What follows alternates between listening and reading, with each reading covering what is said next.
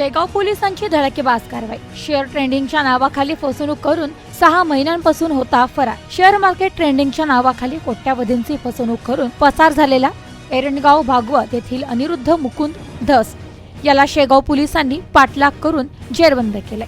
अनिरुद्ध धस विरोधात शेगाव पोलीस ठाण्यात 25 जुलै 2024 रोजी फसवणुकीचा गुन्हा दाखल करण्यात आला होता। याबाबत समजलेल्या माहितीवरून शेगाव तालुक्यातील एरंडगाव भागवत येथील साईनाथ नामदेव भागवत यांनी दिनांक 25 जुलै 2024 रोजी शेगाव पोलीस ठाण्यात आरोपी विरुद्ध मुकुंद धस याने फसवणूक केल्याची फिर्याद दिली होती। यामध्ये म्हटले होते की एरंडगाव भागवत येथील अनिरुद्ध मुकुंद धस याने शेगाव शहरातील पाथर्डी रोड अंबिका कॉलनी येथे एडी नावाचे शेअर मार्केट ट्रेंडिंग कंपनीच्या नावाखाली फिर्यादी व साक्षीदार यांचा विश्वास संपादन करून सुमारे 1,16,00,000 रुपयांची फसवणूक केल्याप्रकरणी शेगाव पोलीस ठाण्यातून गुन्हा रजिस्टर नंबर 618/2024 भांडवी कलम 420, 409, 406 व 34 प्रमाणे गुन्हा दाखल करण्यात आला होता।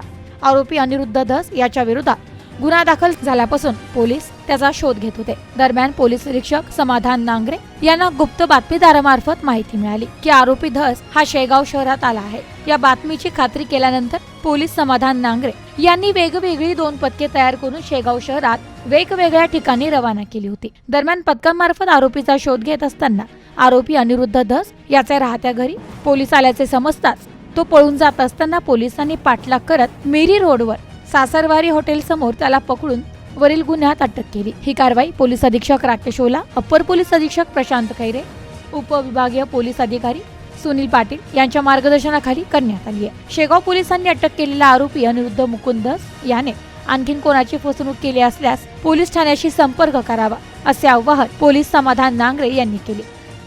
Bureau report, news today 24, Ahilyanagar.